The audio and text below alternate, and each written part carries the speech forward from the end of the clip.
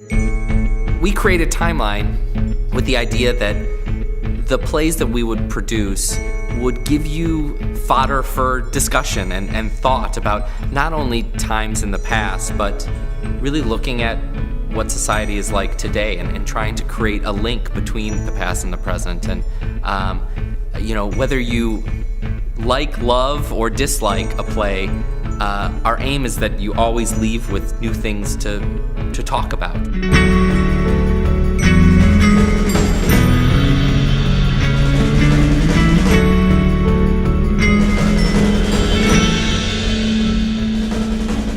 Timeline appeals to me personally because it is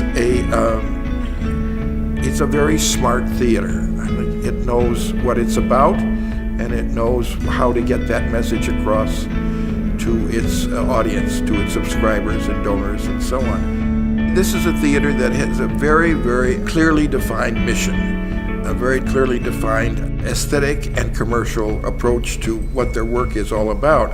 And it's done always, I tell my friends, with a great deal of devotion and professionalism and really high quality work. History's always been, for me, a way of looking forward rather than looking back. I look at history as something, as a means to living in the present and a means to finding a future. People who like theater that provokes thought, provokes questions in their mind. That kind of play that is going to spark discussion about the human experience. It's about people coming together and feeling less alone, seeing something on stage that they relate to and saying, oh, it's not just me, I'm not the only one. I think people really want to be part of a bigger conversation, and I think Timeline offers that. And you see a play that's been created in this space that is so amazing and so artistic and so personable that you can't find it anywhere else. You experience life when you come here. People who come to this theater don't sit back, that they are sitting forward and that they may not agree with the lens through which this particular story is being told, but that they'll leave with something to think about and maybe to argue about and to come back to through the week. Some of our plays, I think, move people in a way that makes them think and get angry or want to talk about it. I also think it's really exciting, though, when we can move them in a more emotional way. I think people who go to theater with any regularity are using it to learn how to live, to learn how to think about the world we live in now. Sometimes to escape it, which in a way is also to acknowledge it. What do we have to learn from history about life today, about what today's national conversation or international conversation is?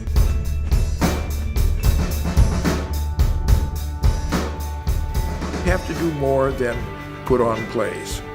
You have to get your audience interested, and more than interested, involved in what you're doing. Intelligence, discretion, creativity. I've seen some of the shows you do on Broadway, and honestly, I have to say I enjoy them more here. The plays are so well done and so intelligently done, and everything surrounding the plays is enjoyable. The big surprise for me was the fact that it was Broadway caliber. And we came in not really knowing what to expect. We were absolutely blown over. I mean, to see such an unbelievable production in really such a small space.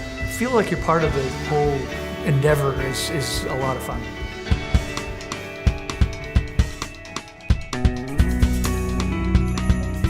One of the things I'm most proud of in the last few years is some work that we're now doing in Chicago public schools, working with high school students, going into history classes. One of the things that Timeline does best is engage our audience in dialogue, in conversation.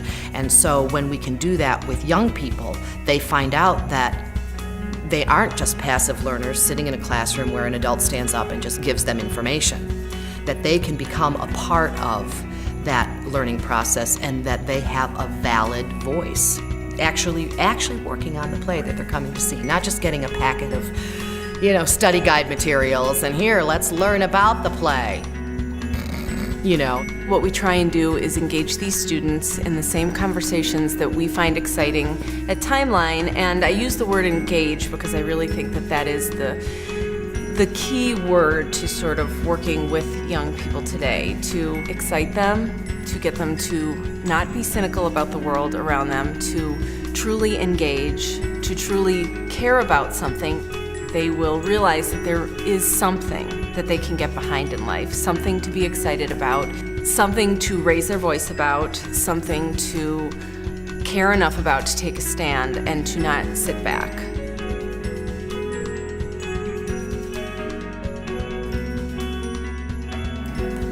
Timeline is surrounded with so many talented artists. Everybody has their job, everybody does their job, and everybody lets everybody do their job. I love being able to say I'm a company member at Timeline and have, people in the theater community go, wow, really? Oh, wow, oh, wow. It's very exciting. Timeline's my home. Timeline's where I feel like a family member. I feel like I do my best work here.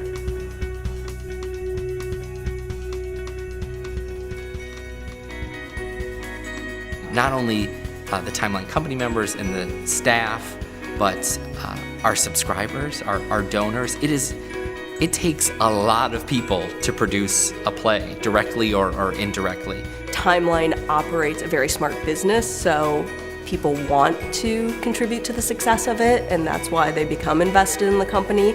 I think audiences react to that. They want to know that the theater cares about them and wants them to get involved in what they're doing. And it's more than just fundraising. Of course it's about fundraising. You want people to contribute because they think it's important to them. But it's more than that. It's trying to get them to consider the theater as a enriching experience. We like to support thriving organizations. And to be able to have fun with the donation is exceptional. It's a not-for-profit theater, and it feels good to donate. I get a feeling I'm contributing to something very worthwhile.